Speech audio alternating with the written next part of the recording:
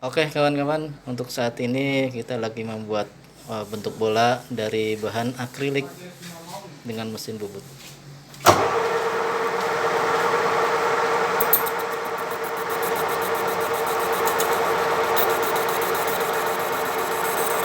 Oke banget.